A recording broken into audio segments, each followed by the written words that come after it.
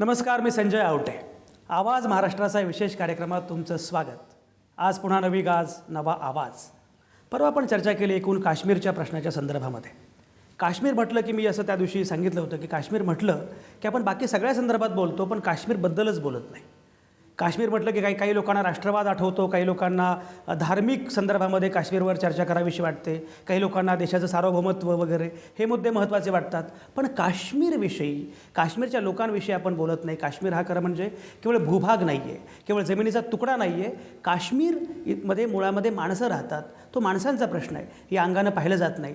आणि बेसिकली संवाद हा आत्मा आहे. राजनाथ सिंह जेव्हा काश्मीरमध्ये गेले तेव्हा ते फार महत्त्वाचं म्हणाले. ते म्हणाले की मुळामध्ये इमोशनल बॉन्ड्स किंवा भावनिक बंध हे काश्मीर संदर्भातलं उत्तर आहे. कुठल्याही तात्कालिक गरजेपोटी काश्मीरकडे बघून चालणार नाही. त्यामुळे संवाद हा या सगळ्याचा आत्मा आहे, हे सगळेजण मान्य करतायत. पण तरीसुद्धा काश्मीर प्रश्न समजून घेण्यामध्ये आपल्याला पुरेसं यश येत नाही आहे, कारण ती समज नाही आहे. अशावेळी एक अतिशय महत्त्वाची व्यक्ती माझ्यासोबत आहे. येस, दिलीप पाडगावकर.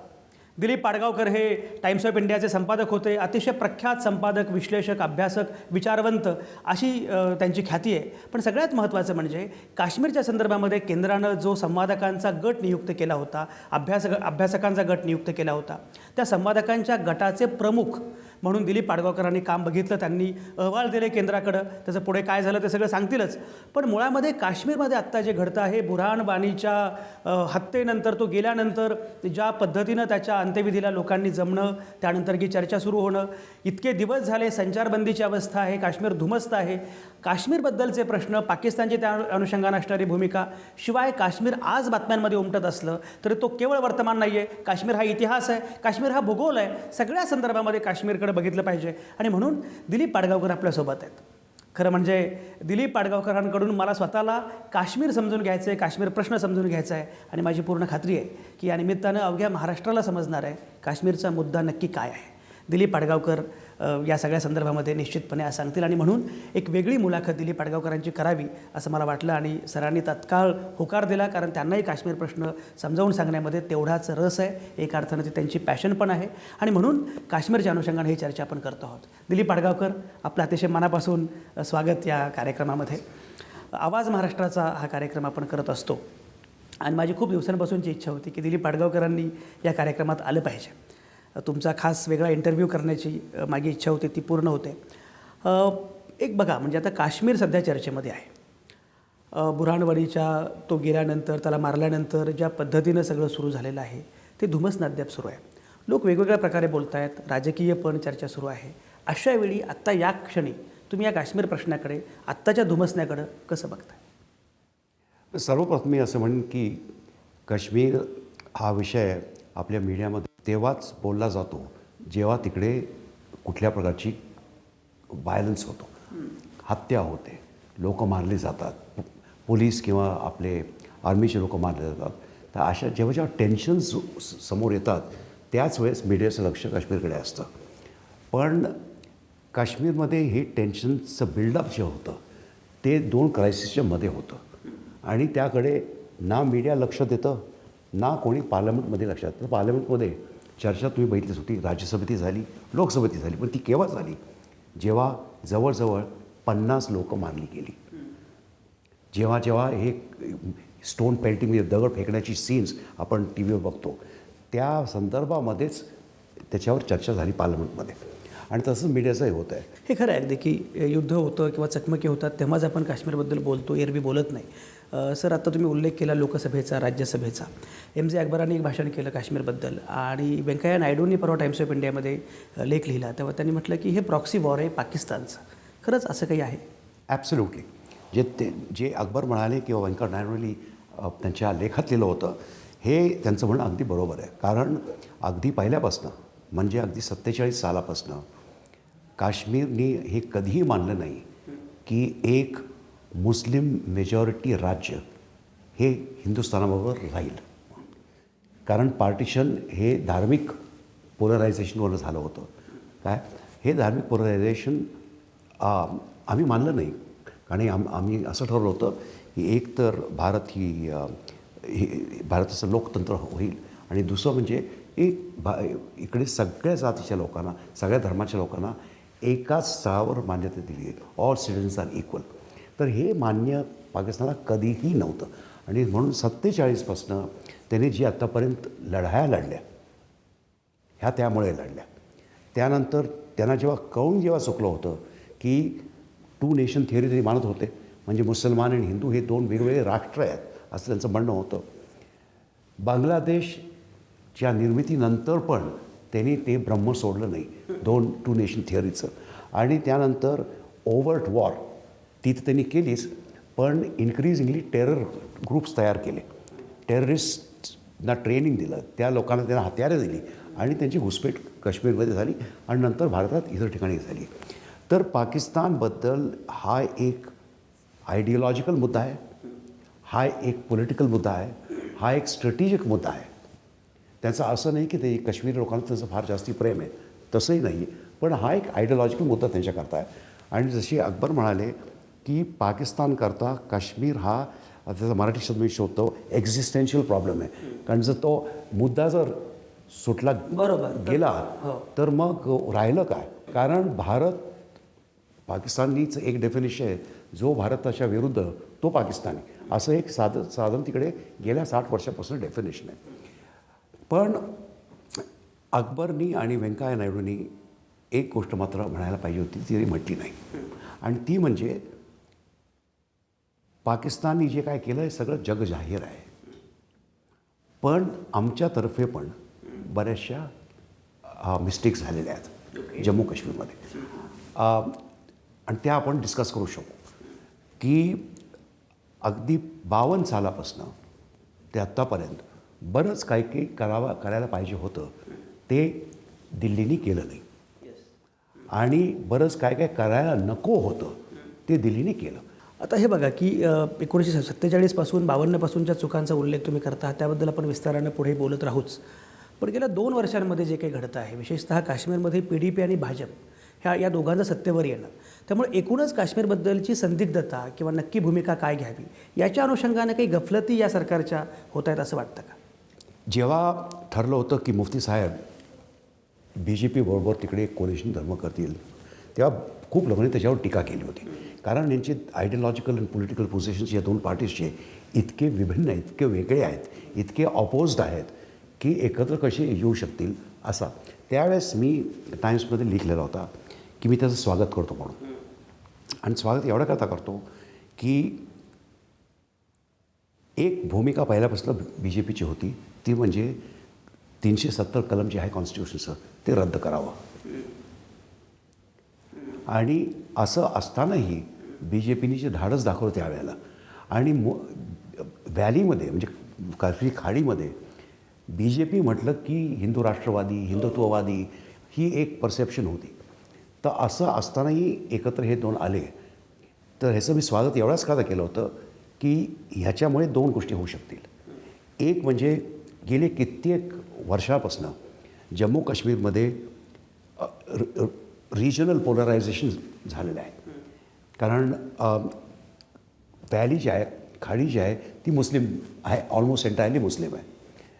त्यानंतर जेव्हा पंडितांना तिकडनं बाहेर हाकललं गेलं काय, त्यावेळेस ती मायनॉरिटीजची प्रेझेन्स अजूनही कमी झाला तिकडे. जम्मूमध्ये मेजॉरिटी आहे हिंदूजची आणि लडाखमध्ये मेजॉरिटी आहे बुद्धिस्टची. तर हे तुम्हाला सांगतो आता की आपण जम्मू काश्मीर म्हटलं की फक्त काश्मीर व्हॅलीबद्दलच बोलत असतो, फोकस आपला तो असतो, आणि इतर 2 रिजन्समध्ये काय चाललं आहे त्याच्याबद्दल फार कमी बोललं जातं. आमच्या रिपोर्टमध्ये आम्ही त्याच्याबद्दलही सविस्तरपणे म्हटलेलं आहे. तर हे जेव्हा PDP BJP एकत्र आले कोलिशन करण्याकरता, त्यामुळे हे जे रिजनल पोलरायझेशन आहे ते कमी होईल. कुठे ना कुठेतरी हे रिलिजियस कम्युनल पोलरायझेशन आहे हिंदू मुस्लिम, ते पण कमी होण्याची शक्यता आहे. आणि तिसरं म्हणजे एकत्र जर हे आले तर मग जेव्हा वाटाघाटी सुरू करायची असतील पाकिस्तानबरोबर, तेव्हा एक उत्तमपैकी एक स्ट्रॉंग पोझिशननी तिकडे जाता त्याच्याशी बोलता आलं असतं. म्हणून त्याचं मी स्वागत केलं. आता जे काय गेल्या काही आठवड्यात घडलेलं आहे त्याच्यामुळे एक गोष्ट अगदी एव्हिडंट आहे माझ्या मते, ती म्हणजे बऱ्याचशा चुका अजूनही आमच्याकडनं झालेल्या आहेत, म्हणजे मोदी सरकारकडनं झालेल्या आहेत काय. आणि त्या चुका म्हणजे काय की एक तर एक मोठा इकॉनॉमिक पॅकेज काश्मीरनं द्यायला पाहिजे होता. तो अनाऊन्स करायला त्यांना फार वेळ लागला. जेव्हा तो अनाऊन्स केला पब्लिकली तेव्हा जितकी अपेक्षा होती तितके पैसे त्यांना दिले नाहीत. हा एक होता. नंतर तुम्हाला आठवत असेल की काश्मीरमध्ये श्रीनगरमध्ये बरेचसे फ्लड्स झाले होते. त्यावेळेस लोकांना रिहॅबिलिटेशन करता जे काय करायला पाहिजे होतं त्यावेळेस खरोखर सांगतो मला आपल्या आर्मीने जे काय काम केलं ना ते गौरवस्पर्ध आहे. अतिशय उत्तम काम केलं.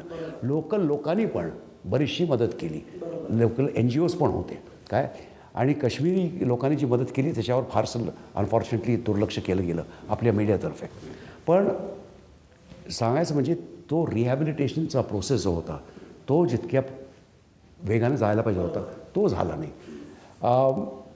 आणि तिसरं म्हणजे लोकांना माहिती होतं म्हणजे इंटेलिजन्स एजन्सीची कल्पना होती की ग्राउंड सिच्युएशन काय आहे म्हणून. आणि त्याच्याबद्दल नंतर बोलूया.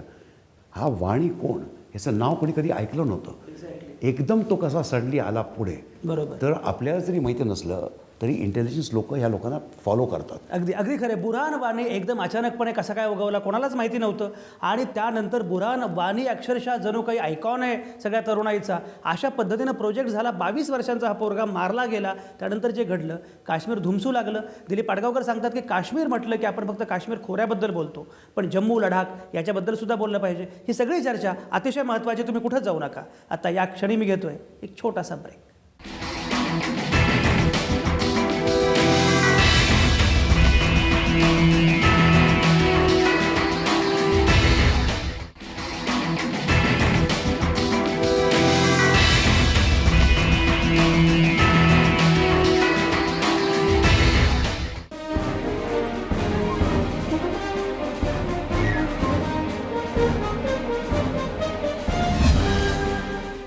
तुमचं पुन्हा एकदा स्वागत. दिलीप पाडगावकर माझ्यासोबत आहेत. केंद्र सरकारनं जेव्हा काश्मीर प्रश्नी संवादकांचा गट नियुक्त केला त्या गटाचे प्रमुख असणारे दिलीप पाडगावकर प्रख्यात पत्रकार, विचारवंत, अभ्यासक आणि एकूण काश्मीरच्या अनुषंगानं फार विस्तारानं आपण बोलतो आहोत. काय आहे नक्की काश्मीर. ब्रेकवर जाण्यापूर्वी दिलीप पाडगावकर असं म्हणाले की मुळामध्ये बुरहान वानी हा कोणाला माहितीच नव्हता. तो अचानकपणे कसा काय वगवला. काय घडलं नक्की. दिलीप पाडगावकर बुरहान वानी तुम्ही मागाशी म्हणालात की कोणाला माहिती नव्हता आकस्मिकपणे आला आणि जणू काही फार महत्त्वाचा नेता इथला 22 वर्षांचा पोरगा. घडलं काय नक्की. म्हणून अगोदर तुम्हाला सांगितल्याप्रमाणे गेल्या 4-5 वर्षात काश्मीरमध्ये जी टेरर ॲक्टिव्हिटी आहे मिलिटन्सी ॲक्टिव्हिटी आहे त्याच्यामध्ये फार मोठा फरक पडलेला आहे. आम्ही 2010 आणि 11मध्ये जम्मू काश्मीरमध्ये प्रत्येक त्यांचे 22 डिस्ट्रिक्ट्स आहेत तिकडे फिरलो. तिकडे 700च्या वर डेलिगेशन्सना भेटलो. विविध क्षेत्रातल्या 6,000च्या वर लोक आम्हाला भेटली आणि त्यांना समजावून घेतलं आम्ही की पोझिशन कशी काय आहे. त्यावेळेस मिलिटन्सी होती आणि ती मिलिटन्सी कसली होती पहिल्यापासून जे पाकिस्तान करत होतं तशीच होती. ह्या मिलिटंट्सना ISIच्या लोकांनी ट्रेन केलं होतं. ह्या मिलिटंट्सना त्यांना हत्यारं दिली होती आणि बरेचसे हे मिलिटंट्स काश्मीरी नव्हतेच. हे पंजाबी होते, पठाण होते वगैरे वगैरे काय. तर त्यावेळेची ती हकीकत आहे. गेल्या 5 वर्षात या मिलिटन्सीमध्ये बरेचसे चेंजेस झालेले आहेत आणि त्याबद्दल प्रश्न तुझा बरोबर आहे. वाणी कोण कशी काय कसा आला एकदम पुढे. तर कसा काय आला सांगतो मला. बरेचसे आता हे नवीन मिलिटंट्स आहेत हे लोकल लोक आहेत, काश्मीरी लोक आहेत. बाहेरचे अजूनही येत आहेत नाही असं नाही. अजूनही पाकिस्ताननी पाठवलेले पंजाबी इतर लोक आहेत तिकडे. परवाच एक नवीन पकडला गेला त्याच्यामध्ये तो लाहोरचा होता. पण एक अशी टेंडन्सी दिसून आली की बरीचशी आता ही लोकल मुलं जी आहेत ही लोकल मुलं आता मिलिटन्सी आणि टेरर ॲक्टिव्हिटीजमध्ये भाग घेत आहेत. हा एक मुद्दा झाला. दुसरा जे वय होतं मिलिटंटचं ते पूर्वी 26, 27, 28 असे होतं. आता हे 18 ते 22 झालेलं आहे. हा एक दुसरा. तिसरा मुद्दा ही जी नवीन मुलं आहेत मिलिटन्समध्ये आलेली ही शाळा कॉलेजातली जाणारी मुलं आहेत. पूर्वी कॉलेज ड्रॉपआउट्स स्कूल ड्रॉपआउट्स होते, कॉलेजमध्ये गेलेच नव्हते. पण ही आता शिकलेली सवरलेली मुलं होती. हा एक दुसरा. चौथा म्हणजे जवळजवळ सगळेच हे नवीन मिलिटरी जे आहेत हे उत्तम फॅमिलीजमधनं आलेले आहेत. म्हणजे वेल टू डू फॅमिलीजमधनं आहेत, प्रोफेशनल फॅमिलीजमधले आहेत काय.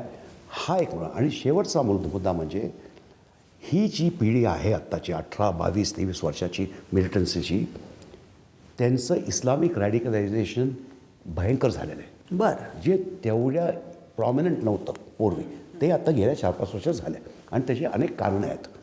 काय म्हणजे जगभरात एकंदरीत इस्लामिस्ट जिहादी मुवमेंट्स सगळीकडे चाललेले आहेत. त्यांचे टेरर अटॅक सगळीकडे आपल्या समोर दिसत येतात.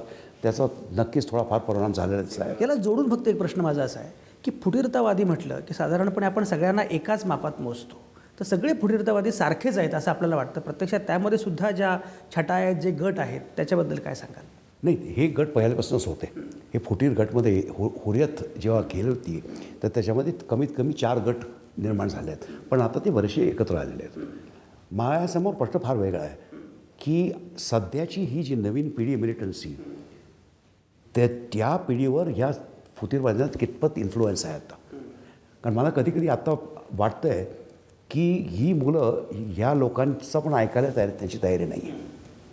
काय आणि म्हणून आपल्याकरता, दिल्लीकरता, भारताकरता खूप नव्या प्रकारचे चॅलेंजेस आता सध्याच्या परिस्थितीत आहेत. कारण हा मॉब प्रोटेस्ट, मॉब व्हायलन्स हा पूर्वी होता, पण ज्या रीतीने आत्ता तो झालेला आहे. आणि त्यामध्ये जर एक प्रकारचं धार्मिक पण डायरेक्शन असेल तर ते जास्ती कॉम्प्लिकेटेड होतं. बरोबर. आणि अशा कॉम्प्लिकेशन्स करता सरकार काय करतं आहे हे अजून मला नीट कळलेलं नाही आहे. तुम्ही म्हणाल आपले गृहमंत्री राजनाथ सिंग गेले होते आणि इमोशनल बॉन्ड्स त्यांनी गोष्ट केली होती. पण आता हे इमोशनल बॉन्ड्सच्या पलीकडे गेलेलं आहे. हा जो मुद्दा आहे हा पहिल्यापासून मुद्दा पॉलिटिकल मुद्दा होता. काय आणि पार नेहरूंच्या वेळेपासून ते आजपर्यंत हा पॉलिटिकल मुद्दा कसा सॉल्व करायचा ह्याच्याबद्दल खोल विचार कोणी केला नाही. मला एक सांगा, अनेकदा काश्मीरची वेगळी घटना अनेकांच्या डोळ्यात खुपत असते. विशेषतः आत्ता जे सरकार सत्तेवर आहे ते जेव्हा विरोधामध्ये होते तेव्हा ते कायमच काश्मीरची वेगळी घटना, 317 कलम याच्या अनुषंगाने बोलायचे. खरंच काश्मीरची वेगळी घटना हीच चूक आहे काय काय वाटतं? ही चूक अशी असू शकेल कारण जेव्हा शेख अब्दुल्लानी नेहरूंना सांगितलं की आम्हाला भारतातच राहायचं आहे, आमची जरी मुस्लिम मेजॉरिटी स्टेट असली तरी आम्हाला एक थिओक्रॅटिक इस्लामिक स्टेटबरोबर जायचं नाही आहे, भारत सेक्युलर देश आहे, डेमोक्रॅटिक देश आहे म्हणून जायचं आहे. पण आपण काश्मीरचा इतिहास नीट समजून घ्या आणि त्याकरता आम्ही एकत्र येण्याकरता आमची काय डिस्टिंक्टिव्ह युनिक फीचर्स आहेत त्या युनिक फीचर्सला पण दुर्लक्ष करू नका म्हणून 370 कलम त्याच्यात टाकण्यात आलं. म्हणून तिकडे कॉन्स्टिट्यूंट असेंब्ली स्टेटमध्ये झाली. म्हणून तिकडे त्यावेळेला सुरुवातीला चीफ मिनिस्टरांना प्राईम मिनिस्टर म्हणत असत, ते नंतर बदललं गेलं. तर अतिशय युनिक कंडिशन्समध्ये हे युनिक स्टेट बनलं गेलं आणि ते हळूहळू ते 370मध्ये कमी होत गेले. कारण जितके त्याला सुरुवातीला म्हटलं होतं की फक्त 4 हक्क दिल्लीकडे राहतील, foreign policy, defence, communication, currency वगैरे. पण नंतर हळूहळू बरेचसे हे आपले लॉज जे आहेत, आपले कॉन्स्टिट्यूशन ते काश्मीर पण गेले गेले. तर आमच्या रिपोर्टमध्ये म्हटलं आहे की जे केलं गेलं हे आमच्या मते टेक्निकली, लीगली, कॉन्स्टिट्युशनली बरोबर होतं. पण त्याच्याबद्दल पण दुमतं आहेत आणि ती पण पब्लिक आहेत. आता मी डिटेलमध्ये जात नाही, पण 2 अहवाल तयार केले होते. एक अहवाल म्हटलं होतं की जे जे काय तुम्ही केलं दिल्लीने हे बरोबर केलं. दुसरे म्हणाले की नाही, ती झाली नाही आहेत. तसंच सुप्रीम कोर्टाने 3 रुलिंग्स दिलेत ह्या विषयावर. एक रुलिंग म्हणतं की जे जे काय दिल्लीने केलं कॉन्स्टिट्युशनली हे बरोबर केलं नाही. 2 म्हणतात केलं म्हणून. ओके. तर आमचं म्हटलं ह्याच्यावर अजूनपर्यंत थोडंसं डाऊट आहे लोकांच्या मनामध्ये. आणि तुमचं बरोबर आहे की त्यांचा स्वतःचा ध्वज काय पाहिजे, त्यांना स्वतःची कॉन्स्टिट्यूशन का पाहिजे काय. तर त्यावर मी असंच म्हणेन, 2 उदाहरणं देतो. आपल्या संविधानात स्पेशल स्टेटस जे आहे कॉन्स्टिट्यूशनल हे फक्त जम्मू काश्मीरला नाही आहे. हे आर्टिकल 371A, B आणि C मध्ये बरेचसे इतर स्टेट्स आहेत त्यांना पण असं स्पेशल स्टेटस आहे आणि त्या स्टेटसमध्ये महाराष्ट्राची पण गणती आहे. दुसरं आणि पहिल्यांदा आपण ह्याच्याबद्दल चर्चा करतो आहे टी व्हीमध्ये पण, आपण फार दुर्लक्ष केलं एका अतिशय महत्त्वाच्या डेव्हलपमेंटवर. गेल्या वर्षी आपल्या प्रधानमंत्री लाल किल्ल्यावर जे भाषण केलं त्यात त्यांनी घोषणा केली होती की दिल्लीमध्ये आणि हे जे नागा रिबेल्स होते त्यांच्यामध्ये आता एक अकॉर्ड झालेला आहे. हा अकॉर्ड प्रधानमंत्रीचे जे नॅशनल सिक्युरिटी ॲडवायझर आहेत अजित डोवाल त्यांनी त्यांच्याशी बोलून हा अकॉर्ड एक समझावता त्यांनी केला होता. गेल्या 50 वर्षापासून नागालँड इन्सर्जन्सी चालू आहे भारताच्या विरुद्ध. आता ह्या अकॉर्डमध्ये डिटेल्स काय अजूनपर्यंत कळलेले नाही आहेत, पण गेल्या महिन्यात हिंदू न्यूजपेपरमध्ये त्यांचे जे पुढारी आहेत त्यांनी एक इंटरव्ह्यूमध्ये सांगितलं होतं की हो आमचा अकॉर्ड झाला आहे. हा अकॉर्ड आम्ही पहिल्यापासून म्हटलं होतं की Nagaland can never be a part of the Indian union because the Nagas were not consulted. आणि एक सेपरेट झेंडा फ्लॅग सेपरेट इतर गोष्टी सेपरेट ज्या आहेत त्या आता मान्य केलेल्या आहेत मोदी सरकारने. तर म्हणणं असं आहे की आपल्या कॉन्स्टिट्यूशनमध्ये खूप फ्लेक्सिबिलिटी आहे अशी. अगदी 56 साली लिंग्विस्टिक स्टेट्स केले आपण, नंतर इतर मोठे मोठे स्टेट्स होते त्यांचे छोटे भाग केले, काय खूप फ्लेक्सिबिलिटी आपली. तर ती फ्लेक्सिबिलिटी तुम्ही आता नागालँडबरोबर जर दाखवलीत तशीच फ्लेक्सिबिलिटी तुम्ही काश्मीरबद्दल का दाखवत नाही, हा मुद्दा आहे. फारच महत्त्वाचा मुद्दा आहे हा. 317व्या कलमाच्या अनुषंगाने तर तुम्ही जी मांडणी केली ती साधारणपणे अनेकदा माहिती नसते. पण एक बघा, म्हणजे काश्मीरच्या अनुषंगानं जेव्हा आपण विचार करत असतो तेव्हा त्याचं एक व्यवच्छेदक वेगळेपण आहे आणि म्हणून ती वेगळी घटना आली. तर लोकांचं म्हणणं असतं की ती व्यवच्छेदक वेगळेपण पुसून टाकायला पाहिजे असं म्हणणारे लोक आहेत. तुमचं उलट म्हणणं असं आहे की ते जे आहे ते नीट जपलं गेलं नाही म्हणूनच ही अडचण आहे. बरोबर आहे. मला एक सांगा की आझादीची जी कल्पना आहे काश्मीरच्या तरुणांची ती नक्की काय आहे? मी तुम्हाला एक किस्सा सांगतो. सुरुवातीला आम्ही जेव्हा गेलो पहिल्या व्हिजिटमध्ये श्रीनगरला, तेव्हा काही काश्मीर युनिव्हर्सिटीचे मुलं मुली आम्हाला भेटायला आले आणि ते म्हणाले की ठीक आहे तुम्ही आलात, आमचा तुमच्यावर विश्वास नाही आहे कारण तुमच्यासारखे बरेच कमिशन्स आले गेले, पण तुम्ही आलेलात म्हणून आम्ही तुम्हाला भेटायला आलो होतो. तुम्ही आमच्याशी आझादीबद्दल बोलाल का? बरं. तर मी म्हटलं आम्ही कुठल्याही विषयावर तुमच्याशी बोलायला तयार होतो, पण आझादीबरोबर बोलत का? म्हटलं हो, त्याच्याबद्दलही आम्ही बोलायला तयार होतो. त्यांना जरा आश्चर्य वाटलं आणि ते म्हणाले की बरं आम्हाला तुम्ही 1 महिन्यात या, आम्ही आपसात बोलून तुमच्यासमोर आम्ही एक पेपर देतो. दुसऱ्या दिवशी आमचे जे BJPचे मित्र आहेत त्यांनी माझ्यावर घाव टाकला की हा कसला माणूस त्यांच्याशी आझादीवर बोलायला तयार झाला आहे. खूप क्रिटिसिझम झालं आमच्यावर. महिन्यानंतर आम्ही विचारलं झाली का तुमचा पेपर तयार? नाही, अजूनही आम्हाला थोडासा वेळ पाहिजे, पुढच्या खेपेला आला आणि नक्की देऊ. आणि ठीक आहे.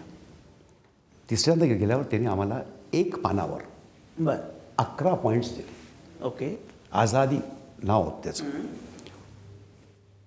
ते मी वाचले आणि म्हटलं ह्या 11 पॉईंट्सपैकी आपले 10 पॉईंट्स जे आहेत ते मी तूर्त मान्य करतो. बरं. 11वा पॉईंट मात्र मी करू शकत नाही कारण हा पार्लमेंटमध्ये हे करावं लागेल. काय होते 10 पॉईंट्स? आझादी सांगतो मला. मी आता ह्याच्यात हे केलेलं आहे, तर मराठीत आलेलं नाही आहे, पण बेसिकली आझादी म्हणजे आझादी कुठनं कशापासून पाहिजे काय, तर त्यांनी एक लिस्ट दिली होती आणि ती लिस्ट म्हणजे कुठल्याही भारतीय नागरिकाला तशीच लिस्ट पाहिजे असते. आम्हाला आझादी पाहिजे हे जे सगळीकडे आम्हाला पोलीस लष्कर वगैरे हे होतात, तर हे आर्मी जी आहे ती आर्मी कुठे पाठवावी, तर तुम्ही बॉर्डर्सवर पाठवा आणि ते उत्तम काम तिकडे करू शकतील. आणि असं म्हणाले नाहीत की आम्हाला भारताच्या बाहेर जायचं आहे. ते म्हणाले की आर्मीचं काम आहे बॉर्डर्स डिफेंड करणं. दुसरं, ज्या प्रकारे तुम्ही ट्रेनिंग देता लोकांना, पोलिसिंग करता, तर त्याच्यामध्ये कॉन्फिडन्स बिल्डिंग मेजर्स म्हणून काही काही गोष्टी घ्या. हा दुसरा मुद्दा. तिसरा मुद्दा, आम्हाला हे करप्शन जे आहेत ते त्याच्यापासून आम्हाला मुक्तता पाहिजे. अशा प्रकारचे हे 9 पॉईंट्स होते. बरोबर. काय आणि नंतर त्याचं म्हणणं होतं की जे तुम्ही आम्हाला 47-48 साली प्रॉमिस केलं होतं, एक आमचं युनिक स्टेटस जपायचं, ते जपलं गेलं नाही. तर आता इतिहासात परत जाणं, clock cannot be turn back, हे आम्ही मान्य करतो. पण कमीत कमी जो स्पिरिट होता त्या 307 करणं, तसं तरी तुम्ही त्याच्याकडे जरा लक्ष द्या. आता ह्या ज्या घोषणा आहेत ना, तर मी म्हणतो 5 वर्षानंतर मला त्या जास्ती अधिक महत्त्वपूर्ण मागतात. कारण आपण बघितलं असेल गेल्या 2-2.5 वर्षात एक नवीन प्रकारचं फेडरलिझमची स्पिरिट आली आहे, की प्रत्येक राज्याला वाटतं की आपण इक्वल बेसिसवर काम करावं सगळ्यांची. तर ह्या नवीन फेडरलिझमच्या खाली आपल्याला आता दृष्टिकोन आपला बदलला पाहिजे काश्मीरकरता. 370 त्यांचा आहे, 371 ABC खाली इतर 7 स्टेट्स पण आहेत. पण मी म्हणतो की त्याही पलीकडे जायला हवं आणि नरेंद्र मोदी सरकार हे पण तसं इच्छुक आहे. मोदींनी बरेच वेळेस म्हटले की मला एक नवीन प्रकारचं कॉम्पिटेटिव्ह फेडरलिझम पाहिजे. तर हा दृष्टिकोन पण आपल्याला घेता येईल. बरोबर. पण जे कोण म्हणतात ना 370 कलम हलवा, जर तुमची 370 कलमचं गेलं तर इन्स्ट्रुमेंट ऑफ ॲक्सेशन जे होतं ते रद्द करावं लागेल. खूप कॉम्प्लिकेशन्स होतील कॉन्स्टिट्यूशन. बरोबर. तर एकीकडे माझं म्हणणं असंच आहे की देशाची सुरक्षा ही सर्वप्रथम आहे. काय त्याच्याबद्दल कोणाचाही वाद नाही. आणि जे कोण देशाच्या सुरक्षेबद्दल बोलेल किंवा प्रपोज करेल त्याच्याबद्दल एक शब्दही त्याच्याबद्दल बोलता कामा नये. ही सगळी चर्चा अतिशय महत्त्वाची आहे. 10 मुद्दे जे आझादीच्या अनुषंगानं होते ते सगळे मुद्दे तेच होते की जे कोणीही मानेल. 11वा मुद्दा मात्र जो आहे तो मात्र वेगळा होता. 11वा मुद्दा काय होता हे मी दिलीप पाडगावकरांना विचारणार आहे. तुम्ही कुठेच जाऊ नका. आता या क्षणी मी घेतोय एक छोटासा ब्रेक.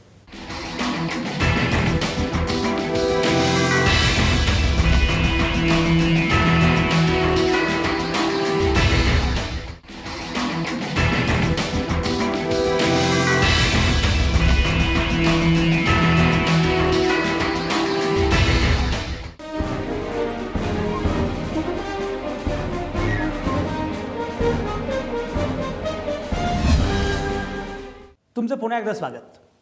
दिलीप पाडगावकर माझ्यासोबत आहेत आणि एकूण काश्मीर प्रश्नाच्या अनुषंगानं आपण बोलतो आहोत. दिलीप पाडगावकर हे केंद्रानं काश्मीरसाठी नियुक्त केलेल्या अभ्यास गटाचे, संवादकांच्या गटाचे प्रमुख होते. त्यामुळे त्यांचा अहवाल, त्यांनी एकूण खूप काश्मीरमध्ये फिरून काही माहिती त्यांच्याकडे आहे, निरीक्षण आहे.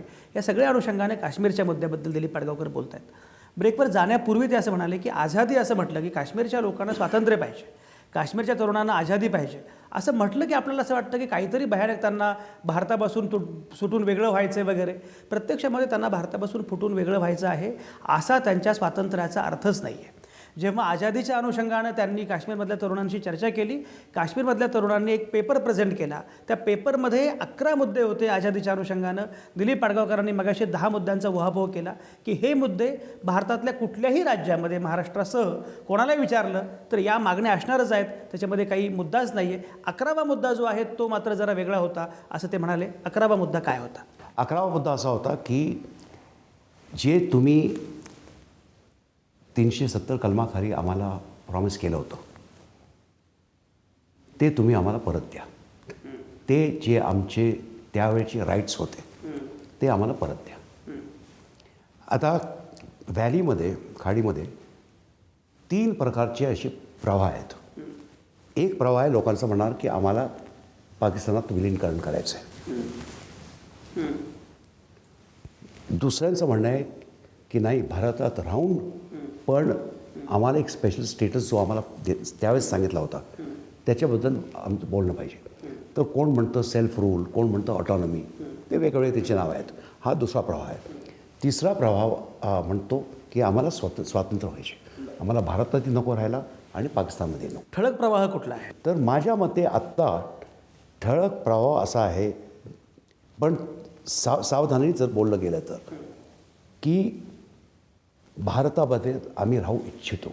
त्याची कारणं आहेत की डोळ्यासमोर दिसतं आहे पाकिस्तानचे काय हाल चाललेत. ते डोळ्यासमोर हेही दिसतं आहे की कशी भारताची समृद्धी आहे. तर हे 2 गोष्टी लक्षात घेताना जर शांतपणे जर त्यांच्याशी बोलला तर माझ्या मते, हे माझं मत आहे, मूळ प्रवाह असं की भारतातच काश्मीर राहील, पण जी स्टेटस पाहिजे त्यांना ते स्टेटस एक नवीन कॉम्पॅक्ट पाहिजे, एक नवीन बार्गेन पाहिजे त्याच्याबरोबर, आणि तो होण्यासारखा आहे. पण एकच मी म्हटल्याप्रमाणे जोपर्यंत आमची सुरक्षा देशाची आहे किंवा आमची जे स्ट्रॅटेजिक इंटरेस्ट आहेत त्याला जर कोणी हे करत नसेल, डेंजर नसेल, तर मग ह्या सगळ्या ज्या आयडियाज आहेत त्याबद्दल बोलण्याच्या आपला ॲब्सोल्युटली काहीच हरकत नाही आहे. आणि आम्ही स्वतः आमच्या रिपोर्टमध्ये बरेचसे त्याच्याप्रमाणे रेकमेंडेशन्स दिलेत. आणि आमचं आता एकच मत आहे की हे रेकमेंडेशन्स पार्लमेंटमध्ये डिस्कस व्हावं. ओके. आमचेच रेकमेंडेशन्स नाही, मनमोहन सिंग सरकारने 5 अजूनही वर्किंग ग्रुप्स केले होते वेगवेगळ्या विषयावर काश्मीर संबंधी. त्यांचे पण रेकमेंडेशन्स एकत्र करून त्यावर तुम्ही चर्चा करा. तुम्ही सगळ्यांशी बोला काश्मीरमध्ये, म्हणजे होरीलच्या लोकांशीही बोला. कमीत कमी समजेल ना ते त्यांच्या मनात काय आहे ते. Exactly. कारण काय तुम्हाला सांगू, सगळ्यांना माहिती असतं लक्ष्मण रेखा कुठे आहे ती, पण ती नेहमी त्याच्यावरच त्या लक्ष्मण रेखेचा तुम्ही जोर देत गेलात तर मग तुम्हाला पुढे वाटाघाटी करता येणार नाहीत. तर शेवटचं मी यावरच म्हणेन की आपण 11वा मुद्दा त्याबद्दल बोलू. 11 मुद्द्यामध्ये ते म्हणत होते की तुम्ही फंडामेंटल चेंजेस आणा आणि तुम्ही रिस्टोर करा जे आम्हाला अगोदर सांगितलं होतं. ओके. प्रॉमिस्ड होतं, तर तुम्ही 1953 पोझिशनमध्ये परत जा. तर त्यांना मी सांगितलं त्यावेळेला की आता अशा प्रकारे इतिहासाचा हे अंडू करावं लागेल सगळं. घड़ी जो चल रही है वो पीछे हम नहीं ले जा सकते, आगे की बात करो, फ्युचर के बारे में सोचो, म्हणून मी त्याला सांगितलं होतं. आणि तो तसा 11वा मुद्दा होता. काय कारण त्याला कोणीही तयार होणार नाही की परत जे काय 53 साली होतं त्याच्या आधी, कारण त्यानंतर बऱ्याचशा काही गोष्टी घेतल्या. पण ह्या नवीन कंडिशनमध्ये अजून काय करता येईल का, तर मला वाटतं हो करता येईल. जोपर्यंत देशाची सुरक्षा नीट आहे, काय युनिटी देशाची विस्कळीत होत नाही आहे, तोपर्यंत बरंचसं काय करण्यात आलेलं आहे. पूर्वी पण अशा गोष्टी होत्या. अगदी सुरुवातीला तामिळनाडूमध्ये पण अशा प्रकारची सेसेशनिस्ट टेंडन्सीज होते. अशाच प्रकारे पाकिस्ताननी खालिस्तानानं जे प्रोत्साहन दिलं त्याचाही आम्ही सामोरा केला होता.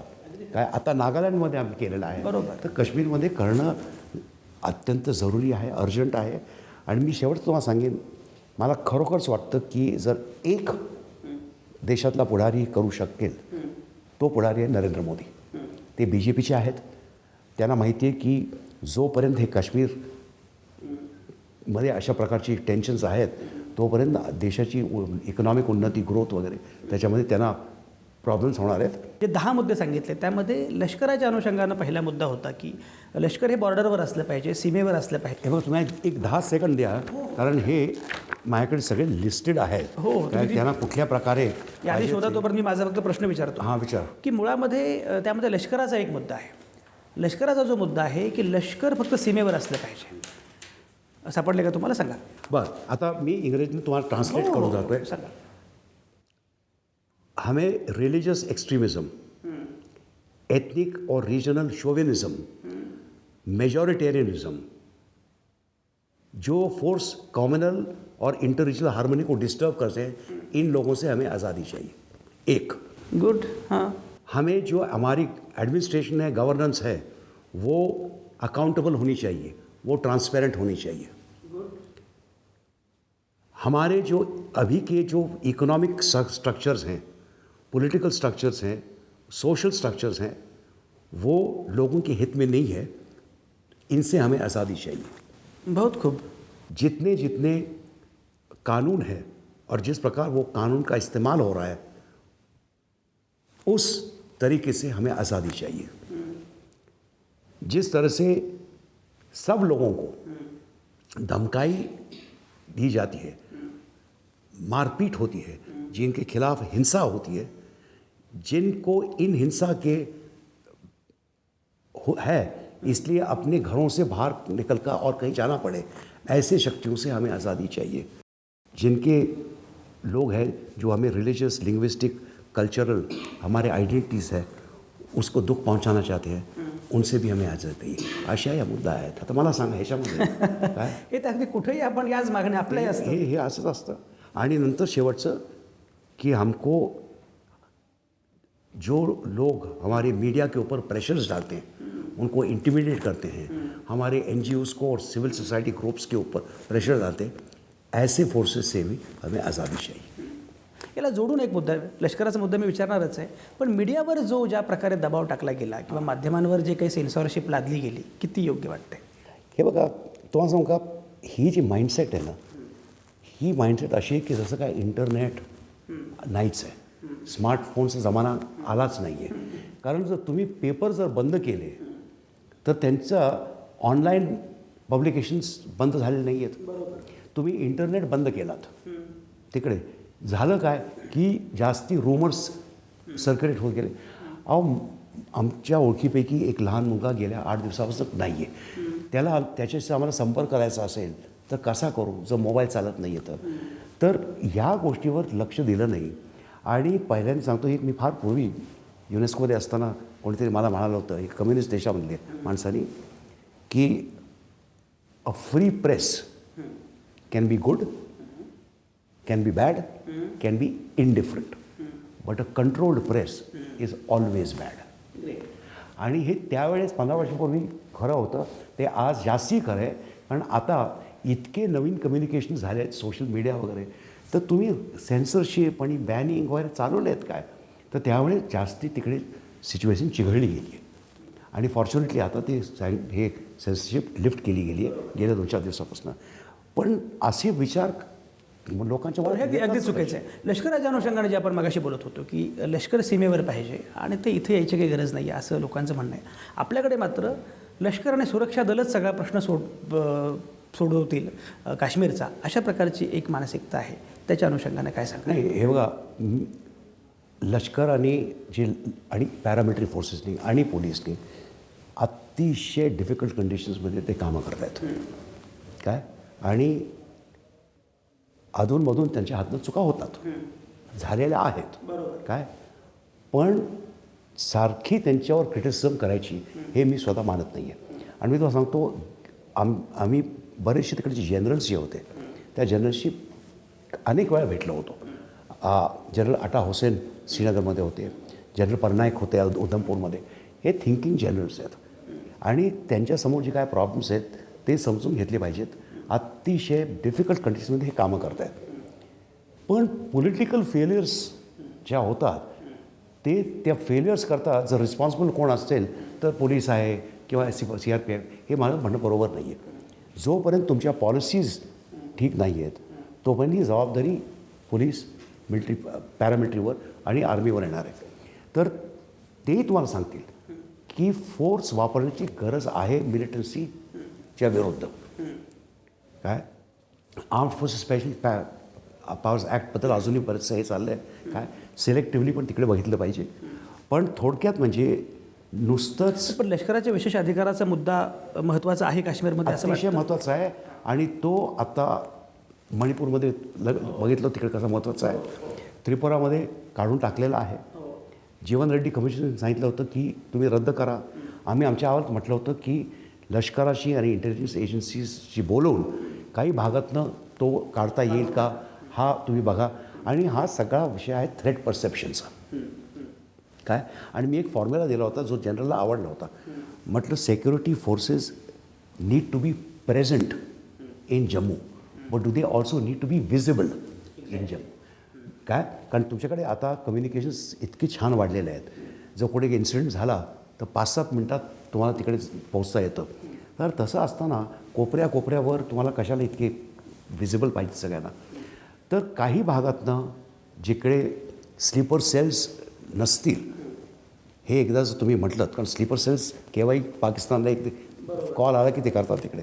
स्लीपर सेल्स नसतील आणि एका जागेत बरीचशी शांतता गेले कित्येक महिन्यापासून असेल, तिकडनं एक विशेष अधिकार काढण्याचे काहीच प्रॉब्लेम दिसत नाही मला. पण तिकडे पण जरा सावधानी केलं पाहिजे. कारण जोपर्यंत पाकिस्तानचं कार्य थांबत नाही टेररिझमचं, तोपर्यंत जरा सावधानाने हा विषय हँडल केला पाहिजे. लष्कराच्या विशेष अधिकारांचा मुद्दा महत्त्वाचा आहे. तुम्ही मागाशी पॅकेजचा उल्लेख केला. परवा एक अभ्यासक मला सांगत होते की काश्मीरला पॅकेज द्यायची काही गरजच नाही आहे, काश्मीरमध्ये भरपूर पैसा आहे. असं आहे खरंच? आमच्या रिपोर्टमध्ये 45 पानं फक्त ह्याच मुद्द्यावर आहेत. झालं काय की सेंट्रल असिस्टन्स जे आहे काश्मीरमध्ये हे जवळजवळ 80% आहे आणि 20%च लोकली रिसोर्स आहेत. कारण तिकडे इंडस्ट्रीजची प्रगती झाली नाही आहे. तिकडची ॲग्रिकल्चरल इकॉनॉमी अतिशय वीक आहे. काय जे उत्तम त्यांचे हँडीवर्क्स होते, कार्पेट्स होते, हे आता बंद पडत चाललेले आहेत. कारण कॉम्पिटिशन येते चीनपासून. बरेचसे उत्तम काश्मीरी कार्पेट्स आता चीनमध्ये तयार होत आहेत आणि ते 1/10 प्राईसला इकडे भारतात विकतात किंवा जगात विकतात. तर तिकडे मेजर प्रॉब्लेम्स आहेत. तर शेवटचा मुद्दा असा आहे की तुम्ही जेव्हा हा प्रयोग सुरू केला, अभ्यास गट वगैरे स्थापन झाला, मला माहीत आहे की जे मी वाचलेलं आहे की डॉक्टर मनमोहन सिंग, पी चिदंबरम यांच्याशी तुमचा डायलॉग खूप चांगला होता. तुम्ही सरकारसोबत काम केलेलं आहे. एकूण सरकारचा दृष्टिकोन, प्रतिसाद कसा आहे आणि वेगवेगळ्या सरकारांच्या अनुषंगानं तो कसा बदलत गेला दृष्टिकोन, काय वाटतं? जेव्हा आमची अपॉइंटमेंट झाली तेव्हा मी सगळ्या लिडर्सशी भेटलो. मी प्राईम मिनिस्टरशी भेटलोच होतो आम्ही. काँग्रेस प्रेसिडेंटशी आम्ही भेटलो होतो. नंतर CPM, BJP यांच्या लिडरशिपशी पण भेटलो होतो. आणि त्यांनी जे काय गोष्टी सांगितल्या त्या सगळ्या गोष्टी आम्ही रिपोर्ट लिहिताना लक्षात ठेवल्या होत्या. सर्वात सस्टेंड भेटी आमच्या चिदंबरम होत्या. आणि मला लोक सांगायची तो चिदंबरम अवघड माणूस आहे, ॲरोगंट आहे, असं तसं. तर म्हटलं तुम्ही पुणेकर आहे काय त्याचा arrogance can be matched by my arrogance म्हणून काय. पण तसं काय झालं नाही. आमचे अतिशय चांगले संबंध होते आणि काही वेळा त्यांनी मला उत्तम आम्हाला आयडियाज पण दिल्या होत्या चिदंबरमनी. प्रॉब्लेम असा झाला, ठरलं होतं की 1 वर्षाच्या आत हा रिपोर्ट द्यायचा. पूर्वी जे कमिशन्स करत होते ते सारखे एक्सटेन्शन्स मागत होते, कधी 3 वर्ष, कधी 4 वर्ष. कारण काय मिनिस्ट्रियल स्टेटस असतं, लाल बत्ती गाडी वगैरे सगळं असतं, ते कशाला हे करा. पण मी आमच्या 2 कॉलेज सांगितलं होतं मी डेडलाईनच्या 1 दिवस आत रिपोर्ट तयार करणार आहे. काय मला 1 दिवसही जास्ती एक्सटेन्शन नको आहे. त्याप्रमाणे मी रिपोर्ट दिला. ठरलं असं होतं की हा रिपोर्ट कॅबिनेटमध्ये डिस्कस होईल आणि डिस्कशन झाल्यानंतर पार्लमेंटच्या टेबलावर it will be presented to parliament आणि सगळे जे पॉलिटिकल पार्टीज आहेत ते त्या रेकमेंडेशनबद्दल चर्चा करतील. ओके. तसं झालं नाही. त्याचं एक कारण की चिदंबरम परत फायनान्स मिनिस्टरला निघून गेले, फायनान्स मिनिस्टर म्हणून. त्यांच्या जागी सुशीलकुमार शिंदे आले. सुशीलकुमारजींची माझी 3दा भेट झाली, पण ते काही करू शकले नाहीत. आता का करू शकले नाहीत वगैरे ह्याच्याबद्दल खूपसं गॉसिप असेल, पण मला वाटतं की युनियन कॅबिनेटमध्येच जरासे ते डरपोक होते. बरं. कारण हे रेकमेंडेशन्स केले तर आणखीन आम्हाला क्रिटिसिझम मिळेल वगैरे वगैरे. तर तिकडे ते करण्यात आलं नाही. पण 7 महिन्यानंतर रिपोर्ट दिल्यानंतर होम मिनिस्ट्रीच्या वेबसाईटवर हा संपूर्ण रिपोर्ट, अनसेन्सर्ड रिपोर्ट तिकडे ठेवण्यात आला आणि तो पब्लिककडे गेला. आता ज्या दिवशी हा रिपोर्ट पब्लिकमध्ये आला वेबसाईटवर, त्या दिवशी BJPची एक नॅशनल एक्झिक्युटिव्हची मीटिंग मुंबईमध्ये चालू होती. त्यांनी 3-4 तासात सांगितलं की या रिपोर्टमध्ये काय अर्थ नाही आहे, अँटी आहे वगैरे वगैरे. आमचे मित्र तरुण विजय म्हणाले की दिसतं की पाडगावकरांनी हुरियतच्या ऑफिसेसमध्ये बसून हा रिपोर्ट काय सांगताय? बरं. दुसऱ्या दिवशीच POKमध्ये बसलेला तो मिलिटंट हिजबुलचा सलाउद्दीन, त्यांनी पण तिकडनं स्टेटमेंट दिली की हा रिपोर्ट बघितला आहे आम्ही आणि ह्याचा रिपोर्टचा एकच इंटेन्शन आहे, नागपूरमध्ये RSS हेडक्वार्टर्समध्ये बसून त्यांनी लिहिलेलं आहे आणि त्यांनी हिंदुत्वाचा प्रचार अशा करतात. तर हे जे आहे, तुम्ही जर नेटवर गेलात तर हे दोन्ही तुम्हाला स्टेटमेंट्स अजूनही तुम्हाला नेटवर सापडतील. तर मी म्हटलं बाबा दोन्हीकडे एका वेळेस असणं म्हणजे खरोखरच मी कोणतरी मोठा असलो पाहिजे काय. रिपोर्ट खरंच चांगला आहे, याचा पुरावा आहे. तर आत्ता थोडक्यात सांगायचं म्हणजे मोदी सरकार आणि स्वयं आपले प्रधानमंत्री यांची भारताकरता जी विजन आहे, त्या विजन जर त्यांना इतकी ॲम्बिशियस विजन आहे ती, आणि त्यांच्याकडे ती विल पॉवर पण आहे, त्यांच्याकडे लोकसभेमध्ये स्ट्रेंथ पण आहे की काश्मीरचा हा जो मुद्दा आहे तो मुद्दा एक परमनंट सोल्युशन कसं त्यांना मिळू शकेल अशी माझी तरी इच्छा आहे आणि आय ऑल्सो होप सो. आणि असं करताना त्यांनी सर्वात आधी व्हॅलीच्या लोकांच्याबद्दल सांगितलंच पाहिजे, पण दुसरं म्हणजे जम्मू आणि लडाखमधून काश्मीरी पंडितांबद्दल काहीतरी खरोखरच करा काहीतरी. नुसतंच त्यांच्याबद्दल चर्चा करू नका, पण पंडितांबरोबर काश्मीरमधले बरेचसे शीख आणि मुस्लिम, काश्मीरी पंडित उलट पैसे आता जास्त अस्वस्थ आहेत, अशा बातम्या सगळ्या येत आहेत. नाही, कारण तुम्ही त्यांना वाटेल काय माहिती का, वोट बँक नाही आहे काश्मीरी पंडितांची, म्हणून सगळ्यांनी त्याच्याकडे दुर्लक्ष केलं आहे. काय पण पंडितांबरोबरच बरेचसे काश्मीरी मुस्लिम्स पण व्हॅलीमध्ये त्यांना पाळावं लागलं या हिंसेमुळे. खूपसे सिख्स पण आहेत, त्यांना पण बाहेर जावं लागलं. तर मी म्हणतो की जे कोण या टेररिझममुळे आपल्या स्वतःच्या घरातनं निघून इतर ठिकाणी वास्तव करायला लागले, ह्या सगळ्यांचं हित जर पाहिजे असेल तर एक अप्रोच पाहिजे जो नॉन कॉम्युनल आहे, जो नॉन रिजनल आहे काय, आणि एकंदरीत आपल्या कॉन्स्टिट्यूशनच्या स्पिरिटमध्ये तसा अप्रोच आहे असं मला वाटतं. अतिशय महत्त्वाचा मुद्दा आहे. काश्मीर संदर्भातला दृष्टिकोन एकात्म, सर्वंकष, सर्वसमावेशक, संविधानिक असा असला पाहिजे, तर याच्यावर उत्तर मिळू शकतं. दिलीप पाडगावकरांना जे पी चिदंबरम यांच्याबद्दल सांगितलं तेच मला दिलीप पाडगावकरांबद्दल सांगितलं होतं की फार अवघड माणूस आहे. पण खरं म्हणजे दिलीप पाडगावकरांशी बोलताना ते किती सोपे आहेत आणि कितीही अवघड मुद्दा किती सोप्या प्रकारे समजावून सांगतात याची साक्ष आत्ता पटलेली आहे. काश्मीरबद्दल अनेकदा फार गुंतागुंतीच्या गोष्टी सांगितल्या जातात, पण फार साध्या पद्धतीनं दिलीप पाडगावकरांनी पूर्ण विषयाचा आवाका स्पष्ट केलेला आहे. मुळामध्ये काश्मीरबद्दल विचार करताना मी मागाशी सुरुवातीला ज्याप्रमाणे म्हटलो, भूभाग नाही ती माणसं आहेत आणि त्या माणसांशी बोलायचं असेल तर संवाद फार महत्त्वाचा आहे. ते म्हणाले आझादी की लगेच हे दहशतवादी आहेत, अशा प्रकारचं लेबल न लावता स्वातंत्र्याचा त्यांचा अर्थ काय आहे. त्यांनी हेही सांगितलं की वेगवेगळे प्रवाह आहेत, पण शेवटी भारतामध्येच राहून आपली प्रगती करू इच्छिणारा आणि आपलं व्यवच्छेदक वेगळे पण जपू इच्छिणारा असा प्रवाह अधिक ठळक आहे. तो प्रवाह जो आहे तो समजावून घेण्याचा प्रयत्न केला पाहिजे. पी चिदंबरम यांनी अतिशय महत्त्वाचा प्रकल्प म्हणून हे सगळं सुरू केलं. पुढं त्या प्रमाणामध्ये मात्र काही घडलं नाही. पण आता ही संधी सर्वाधिक आहे, कारण त्यांनी मगाशी ज्याप्रमाणे निक्सन किसिंजरचा उल्लेख केला तसं आता मोदींना ही संधी सर्वाधिक आहे. आणि जर मोदींनीच हे प्रयत्न सुरू केले तर त्यांना विरोध करण्याची क्षमता फार कोणामध्ये असणार नाही किंवा तशा प्रकारे कोणी विरोध करणारसुद्धा नाही. अशा वेळी नरेंद्र मोदी निश्चितपणे या प्रश्नावर काही तोडगा काढू शकतात. काश्मीरबद्दल हा तोडगा निघणं फार महत्त्वाचं आहे. हा जो रिपोर्ट दिलीप पाडगावकरांनी दिला की त्या सगळ्या संवादकांनी मिळून जे काही लिहिलं आणि हा रिपोर्ट दिला, त्या रिपोर्टच्या निमित्ताने जे मुद्दे पुढे आलेले आहेत त्या मुद्द्यांचा, त्या अहवालाचा विचार मात्र केंद्रानं करायला पाहिजे. कारण जसं मगाशी दिलीप पाडगावकरांनी उल्लेख केला की संघाच्या लोकांना असं वाटलं की हे हुरेच्या ऑफिसमध्ये बसून लिहिलेलं आहे, हुरेच्या लोकांना असं वाटलं की हे RSSच्या हेडक्वार्टरमध्ये बसून लिहिलं आहे. याचा अर्थ अतिशय इम्पार्शियल, निपक्षपाती असा हा अहवाल आहे. अशा अनुषंगाने जर विचार केला, मग त्यामध्ये लष्कराचा मुद्दा असेल, त्यामध्ये आर्थिक स्वयंपूर्णतेचा मुद्दा असेल, त्यामध्ये सर्वसमावेशकतेचा मुद्दा असेल, या सगळ्या अनुषंगानं काश्मीरकडे बघणं फार आवश्यक आहे. आणि काश्मीरबद्दल आपणही विचार करताना काश्मीरचा विचार, काश्मीरी माणसाचा विचार केला पाहिजे. 317 कलम रद्द केलं पाहिजे, काश्मीरचे लाड बंद केले पाहिजेत. अशा प्रकारची मोघम विधानं केल्यामुळे काही हा प्रश्न सुटत नसतो. तो नीट समजून घेतला पाहिजे. हा प्रश्न सुटू शकतो ही खात्री मात्र दिलीप पाडगावकरांशी बोलल्यानंतर निश्चितपणे आली. मला असं वाटतं की काश्मीरचा प्रश्न समजून घेण्यासाठी ही चर्चा फारच महत्त्वाची होती. त्यामुळे दिलीप पाडगावकर यांचे अतिशय मनापासून आभार. आज थांबूया इथंच. पुन्हा भेटू येत्या सोमवारी 8 वाजता. तुमच्या आतल्या आवाजासह पाहत आणि ऐकत रहा आवाज महाराष्ट्राचा.